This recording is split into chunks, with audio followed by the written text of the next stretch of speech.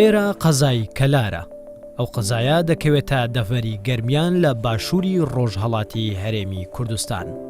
کە سەر بە پارێزگای سلێمانیە و دانیشتوانەکەی زیاتر لە 200,000 کەس دەبێت. لەو شارە ژمارەیەک خۆبەخش بوونەتە جێگای دڵخۆشی خەڵک و دام و دەستگا تەندروستیەکان. بۆیە بەرنامەی سەربازی ونی ئەمجارە باس لە چیرۆکی ئەو ژمارە خۆبەخشە دەکات کە لە قەزای کەلار و دەڤەری گەرمیان بوونەتە فریادڕەسی نەخۆشەکان لە ناو نەخۆشخانەکان و بەشەکانی فریاکەوتن.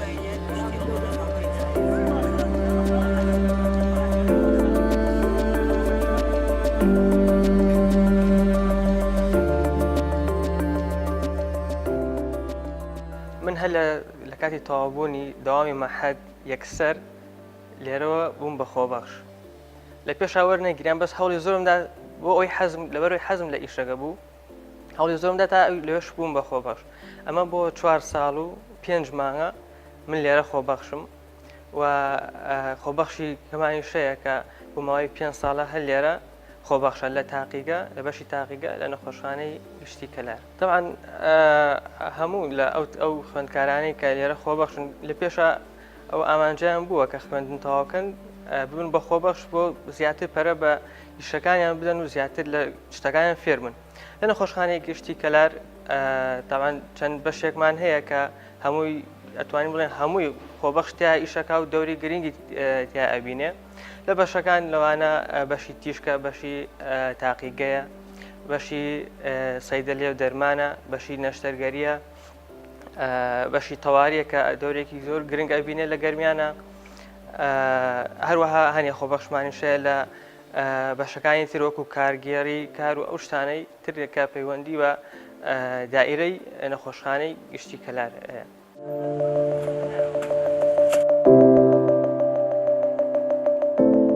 ئەو خۆبەخشانە بێ بەرامبەر وەک ئەرکی مرۆڤایەتی هەڵدەستن بە لە ئامێزگرتنی هەموو ئەو کەسانەی کە بەدەست نەخۆشیەوە دەناڵێن و ڕوودەکەنە نەخۆشخانەکان. ئەوکات بە خۆڕایی لەلایەن ئەو گەنجانەوە چارەسەر وەردەگرن و پشکنینیان بۆ ئەنجام دەدرێت.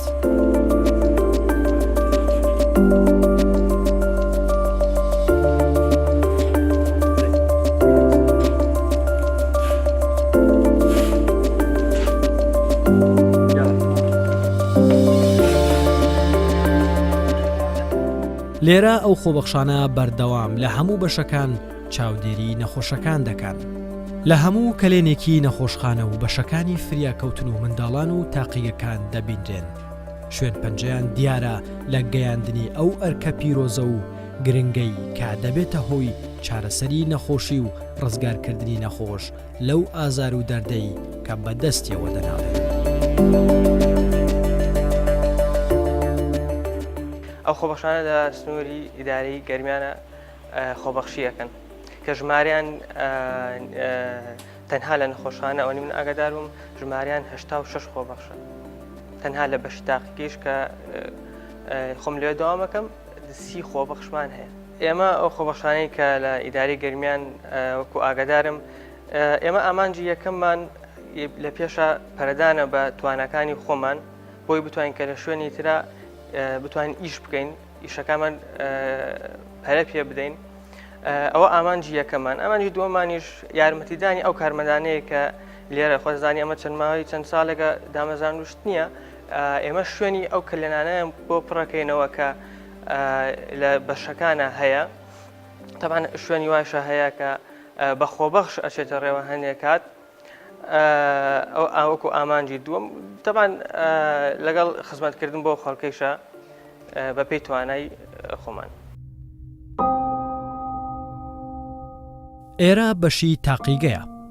لێرە ئەو خۆبەخشانە هاوتای کارمەندی حکومی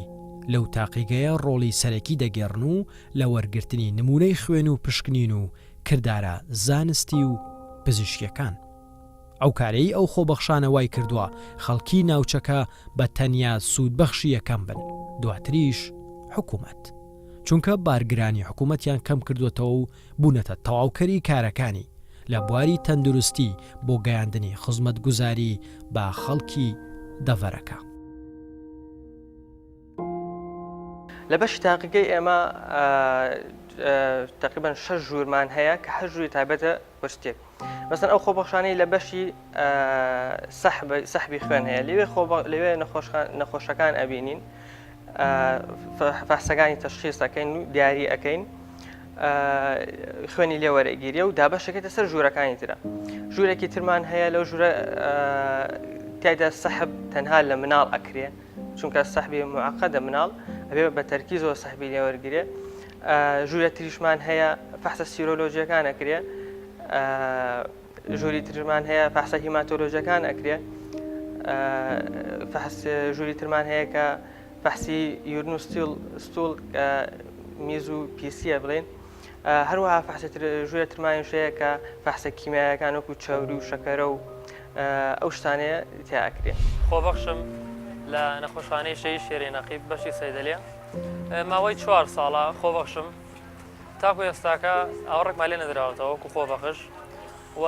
خۆبەخشەکانیش با بڵێن شوێنێکی تایبەتیان لەو خەستخانە پڕ کردوتەوە، لە کۆمەڵێ بنکەی ترە لە کۆمەڵی خەستخانەی ترە شوێنمان پڕ کردوتەوە، فراخێکمان نەهێشتووە بە حکمی ئەوەی کەوا ئێستا لە قەیراندا دەژین. لەگەڵەوەشدا ئێمە وەکو خۆبەخش هەوڵمان داوە کارەکەی خۆمان بە چاکی جێبەجێ بکەین. خۆبەخشێ بۆ ماوەی 5 ساڵ بەبێ هیچ دابڕانێک من داوامی ڕسمی خۆم کردووە، لە هەفتەیەکە 3 ڕۆژ داوام کردووە لە ژووری دکتۆری دانەکە. خۆبەخشم نزیکەی 2014 تا ئێستا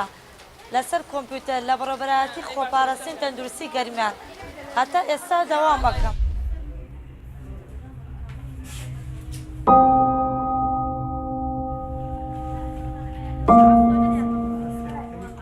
لەم کارە خۆبەخشیەش هیچ دەستکەوتێک بەدەست ناهێنن، تەنیا ڕوەجوانەکەی مرۆڤایەتی نەبێت کە بەهاناوە چوونە لە باوەشگرتی نەخۆشەکانە پیشانی دەدەن. دڵسۆزی و خۆبەخشی ئەو گەنجانە بۆتە جێگای دڵخۆشی بەڕێوەبەرایەتی کارگێڕی تەندروستی دەڤەرەکە، چونکە بەهۆی ئەو کارە خۆبەخشیەوە ڕۆژانە تیمارکردی برینی سەدان کەس، چارەسەرکردنی چەندین حاڵەتی تەندروستی و زام و ئێش و ئازارەکان لە ژێر دەستی ئەم گەنجانە ساڕژ دەبن.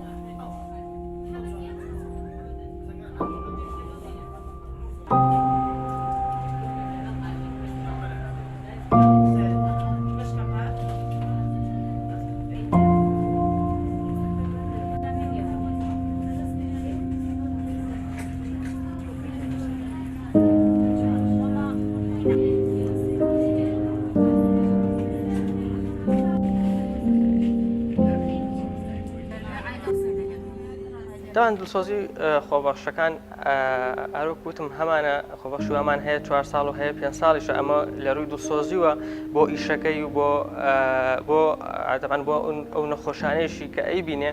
دڵسۆزی بۆ ئیشەکەی وای لەکە کە زووتر بەدەم هانای نەخۆشەکانەوە بچێ یا لە تەواریە زووتر برین و شتەکان ساڕێژ بکە و عیلاجی بۆ پێ بدا یان لە بەشی تاقیکەیە فەحس و شتەکانی بخاتە ڕێ لە بەشەکانی تر پێدانی دەرمانە و شتانەیە، یعنی بەبێ بەرامبەر ئەم هەموو ئیشە ئەەکەین. هەیە ماڵی دوورۆکو وتم کێ لەسەری ئەەکەوێ زەحمەتی ڕێگەکەیە بە باران بێ بەفرە هەرچی بێ ئێمە لە شوێنی خۆمان ئەمادە ئەبین و خۆبەخشی زۆر باشمان هەیە کە دڵسۆزن و 4 ساڵ زیاتریشە دەوامەکەن و بە دڵسۆزیوە بە پیری ئیشەکانەوە ئەچێ. ئەو خۆبەخشانە کۆمەڵی فەرمانبەرن کە پێک دێن لە کارمەندی تەندروستی، یاریدەدەری پزیشکی، یاریدەدەری تاقیگەکان، یاریدەری خۆپاراستن، پزیشکی دەرمانساز، پزیشکی ددان. ئەمانە لە چەند ساڵێکە لە خەستخانەکان بە گروتینیەکەوە بە ڕۆحێکی زۆر توندەوە بە گەرمگوڕیەکەوە دەوام لەو شوێنانی خۆیان دەکەن، خزمەت دەکەن بەبێ بەرامبەر بەبێ ئەوەی موچیان هەبێ بەبێ هیچ پاداشت و هیچ شتێکیان هەبێت کە سوودی لێ وەربن بە پێچانەوە. لە زۆر شوێندا خۆبەخشانە لە کارمەندە دامەزراوەکان لە ڕسمیەکان باشتر کار دەکەن. لەم نەخۆشخانانە ڕۆژانە سەدان نەخۆشی پیر و پەککەوتە و منداڵ و ئافرەت گەنج ڕووی تێدەکەن بۆ وەرگرتنی چارەسەر و پشکنین و نەشتەرگەری و وەرگرتنی تیشک. ئەو هەموو پشکنین و چارەسەری و نەشتەرگەریە بە تەنیا بە کارمەندانی فەرمی نەخۆشخانەکان ناکرێت، لەبەر کەمی کارمەند و پزیشک و زۆری ژمارەی نەخۆش و فراوانی سنوورەکە. بۆیە ئەم خۆبەخشانە هەموو ئەو کەم و کوڕی و بۆشایەنە پڕ دەکەنەوە و باری حکوومەت و دەستگا تەندروستیەکان سووک دەکەن بە شێوەیەک کە بەنەمانی ئەو خۆبەخشانە ڕەنگە نەخۆشخانەکان پەکیان کەوێت و نەخۆشێکی زۆر بێبەش بن لە وەرگرتنی چارەسەر و پشکنین. بەشی دەرمانخانەیش ئەویش خۆبەخشی باشمان لەوێ هەیە دوای ئەوەی کە دکتۆر تەشخیصی نەخۆشیەکە و دوایەوە فەحسەکانی بۆ کە تەشخیصی نەخۆشیەکانەکە عیلاج ئەنووسێت تەبعاً عیلاجەکانیش ئەڕۆنە لای ئەوان اینجا لەوێ لە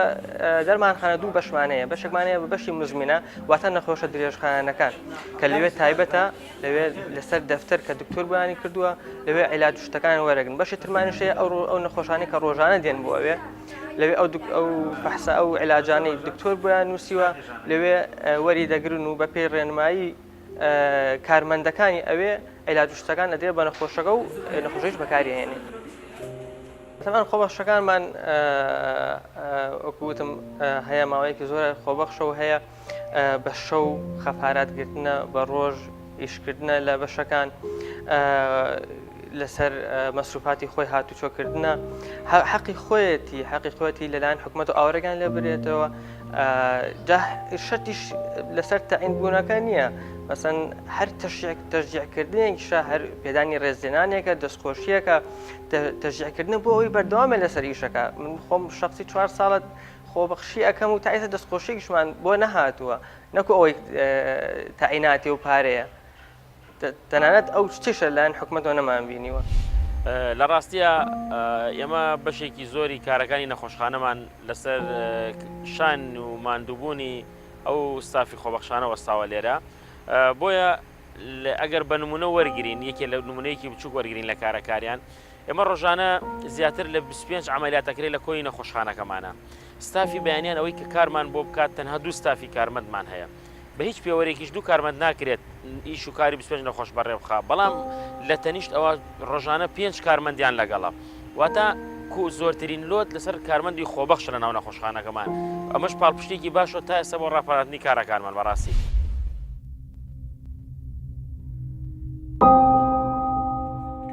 ئەم گەنجانە کە ژمارەیان سەرووی 80 خۆبەخشە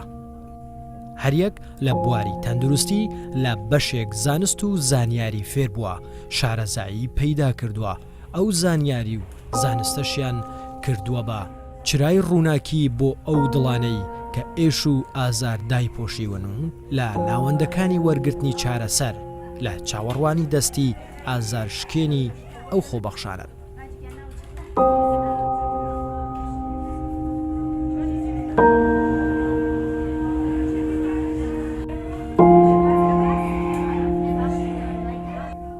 کچ و کوڕا خۆبەخشەکان بوونەتە هۆکارێکی گرنگ بۆ پڕکردنەوەی هەموو ئەو بۆشایی و کەم و کوڕیانەی بواری تەندروستی لە ڕووی کارمەندی پێویست لە هەموو بەشە گرنگەکان.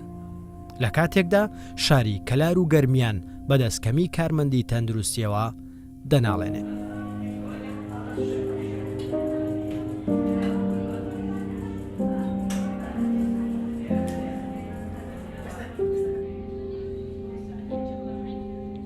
ئێمە وەکو خۆبەخشان وەکوونەوەی داهاتووی ئەم ملەتە پێویستە هاان بدرێن پێویستە دەست لە ناو دەستی حکوومەتیش بتوانین هاوکاری ئەو خەڵکە بکەین ئەو خەڵکە داماوە کە سەردانی نەخۆشخانە و تەواوی و شوێنە پزیشکەکانەکە کە بە خۆبەخش ئەچێتە ڕێوە پێویستە لایەن حکوومەتیشۆ ئاورێکیان لێ بدرێتەوە بەڕاستی. دیارە خۆبەخشەکان لە دوای ئەو قەیرانە داراییەوە ئەم لە ناو فەرمانگە و لە ناو دەستگاکانماندا کۆبوونەتەوە کە ڕووی لە هەرێمی کوردستان کردو و لە ساڵی 2014 دوای ئەوەی ئاخر گروپی دامەزراندن لە 2013دا کراوە. ئەمانە ساڵانە بەردەوام لە پەیمانگاکان لە زانکۆکان دەرچوو هەیە ئەمانە کە دەردەچوون دامەزراندن نەمابوو بۆی قەیرانە دارایەکەوە و دەستگاکانی ئێمەش بەردەوام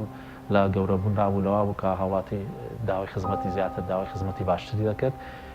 شتێکی گرنگ بوو ئێمە کە ئەمانە هاتنە پێشەوە خۆبەخشانە لە ناو دام و دەستگاکان بانان دەستیان کرد بەکار. پێویستی ئەمە بۆ ئەوان پێویستیەکی زۆر زۆر زەڕورە لەبەر ئەوەی کە ئەمانە ئەو شوێنانی کە ئیسا بەڕێوی دەبن پیامانایە هۆڵی نەشتەرگەری کار دەکات یامانایە لە نەخۆشخانەی فراکەوتن کار دەکات یایەتی لە مەڵبەندە تەندروستیەکان و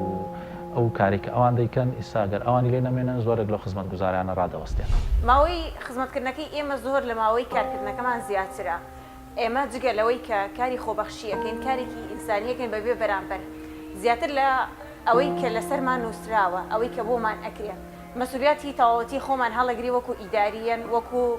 هەموو شتێک کە بتوانی بە ئێمە بکرێت ئامانجی ئێمە خزمەتکردنی خەڵکی دەڤەرەکەمانە هەڵەسین بە کارێک کە بەبێ هیچ بەرامبەرێک بەبێ هیچ دەستکەوتێک تەنانەت بەبێ هیچ سواس و پێزانینێک بۆ ئێمە کارێک ئەەکەین بۆ ئەوەی بتوانی خزمەت بکەین. من وەکو خۆبەخشێک ماوەی 4 تا 5 ساڵە کاری خۆبەخشی دەکەم لە مەڵبەند و نەخۆشخانەکانی گەرمیان. ماوەی ساڵونیۆ کە خۆبەخشیەکەم لە بنکەیەکی تەندروستی لە گوندی دەورە ئەو بنکەیەکە من لەو بنکەی داوامەکەم وەکو خۆبەخشێک لەوێ داوامەکەیشم دەورەی دکتۆرێکە بینم چونکە خۆم و کارمەندتر ئەو شوێنە بەڕێوە بین.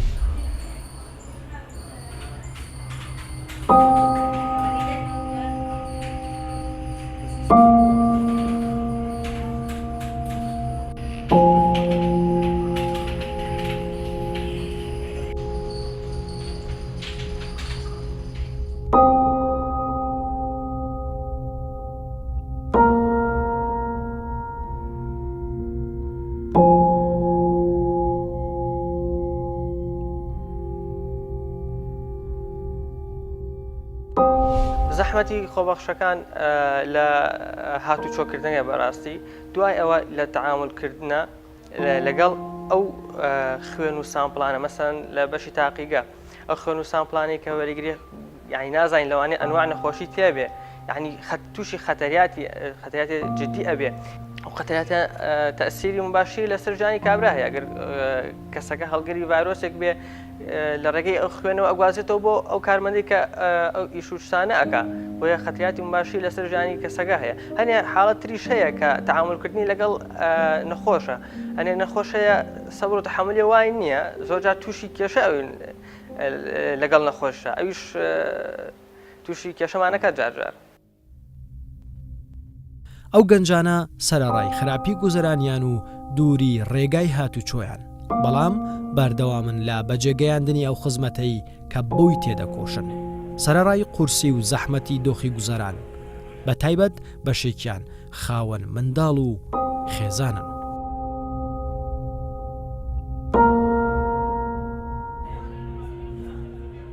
هەموو ئەو زەحمەت و ماندووبوونەی کە دەیچێژن و دەیبینن لەسەر ئەرک و گیرفانی خۆیان ئەنجامی دەدەن بێەوەی کەس دەستیان بگرێت و ستایشیان کات.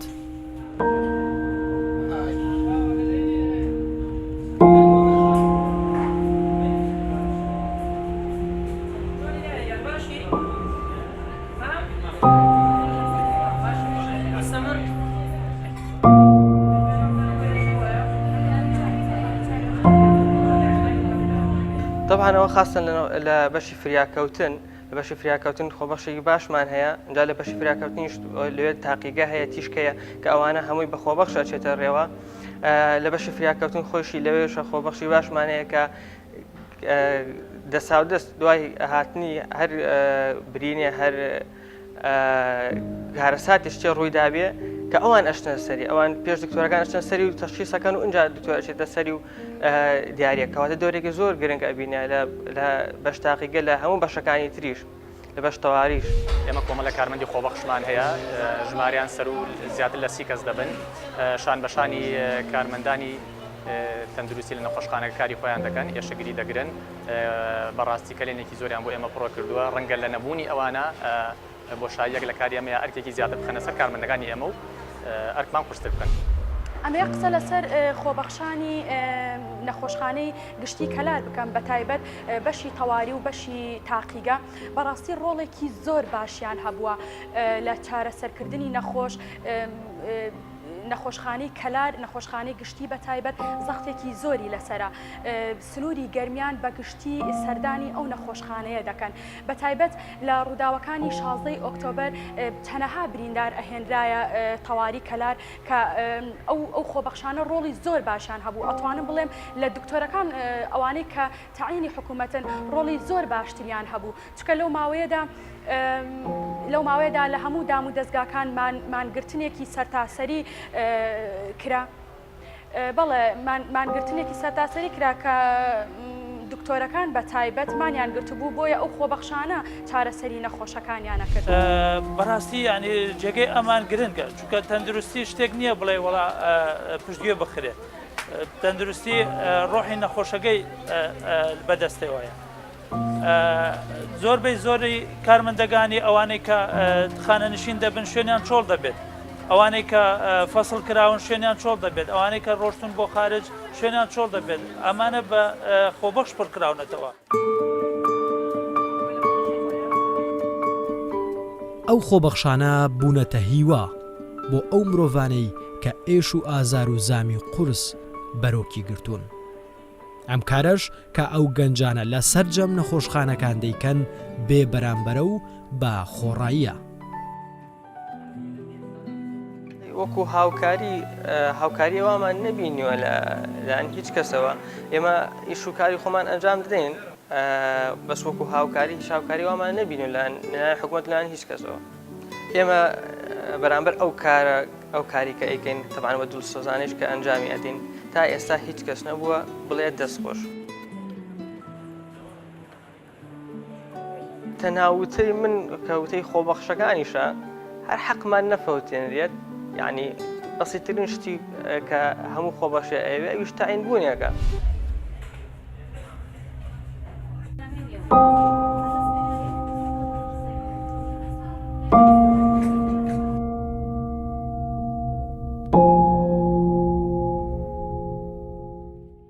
لە بەشی تەواری وەکو باسم کرد گرنگترین ئەتوانین بڵێن گرنگترین بەشە چونکە ڕاستەوخۆ پەیوەندی بە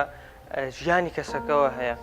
لەوێ ئەو حاڵتانێک زۆر کتوپڕە لەوێ ئەو خۆبەخشانە ئەکەنە حاڵەتەکان ئەگەر ئەو خۆبەخشانە باوەڕکە ئەو خۆبەخشانە نەبێ کە کەلێنێکی زۆر دروستە بێ ئەتوانم بڵێم کە ئەو شوێنە ناچێ بەڕێوە ئەگەر ئەو خۆبەخشانە نەبێ لەوێ ئەو بەگوێری حاڵەتەکەی کە دێتە بەریان بەگۆری حاڵەتەکەیە مەسەن تەقەڵدانە مەسەڵەن پاکردنەوەی برینە ئەنج تەقەڵدانە دەرزیە کانولەیە تەختیتە بەوتم بەشی فەحس و بەشی تیشکیشی تایە کە لەوێشە ئەر خۆبەخشەکان بەڕێوەی دەبن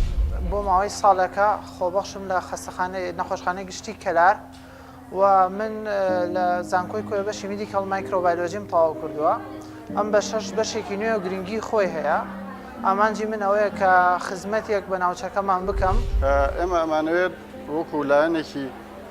ئینسانی ئامانجمانەوەیە خزمەتی مرۆڤایەتی بکەین و لایەنێکی ئینسانیە و ئەشمانەوەیە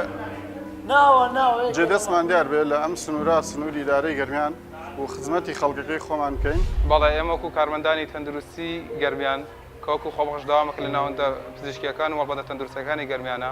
ئامانجی ئێمە یەکەم فێربوونی مهنەکەی خۆمان بوو دومیش خزمەتکردن بە خەڵکی گەرمیان و ئەو نەخۆشانەی کە ڕۆژانە سەردانی بکە تەندروستەکانەکەن ئێمە وەکو کارمەندانی بەشی فراکەوتنی خێران نەخۆشخانەی شەید هەژار بەشی فراکەوتن ڕۆژانە زیاتر لە 3 کارمەندمان بۆ 2 کارمەندمان لێرە وەکو کارمەندی ڕسمی دەوام ئەکەن ئەرکانی خۆیان جێبەجێ ئەەکەن ئەتوانین بڵێن شان بەشانی کارمەندە ڕسمیەکان دەوام ئەکەن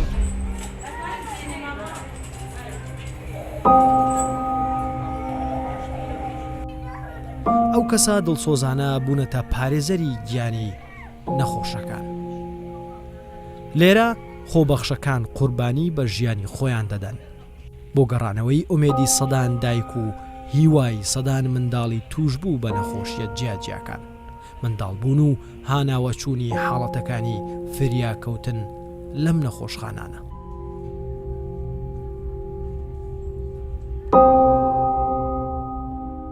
طبعا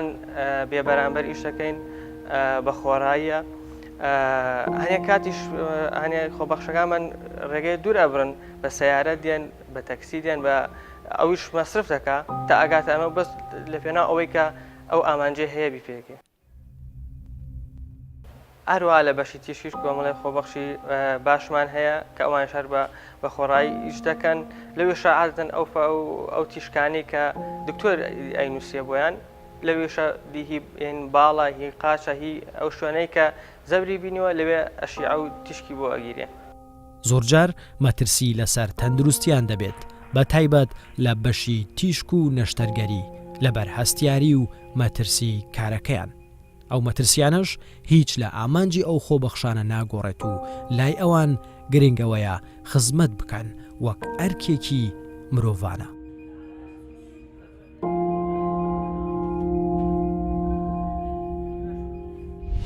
پاڵپشتی ئەمە لە دوو شێوەدا پاڵپشتەیەکی معنەی بەهێزین بۆیان کە بەسەریان دەکەینەوە سوپاسپێزانینیان پێدەدەین لە بۆنەکاندانا لە جژنەکانە سەردانیان دەکەین ئەمانە وەکو هەموو فەرمانبەرانی کە و هیچ جیاوازێکمان نەکردووە لەوەی کە ئەمە فەرمانبەرێکی خۆبەخشە و ئەو بەپێی یاسا و بەپێی ڕێنمایەکان کە زۆر جار بەداخەوە هەندێک لەم یاسا و ڕێنمایانە ڕێگر دەبێت لەوەی کە تۆ هەندێک ئیمتیازیان بدەیتێ ئێمە ئەوەی پێمان کراوە لە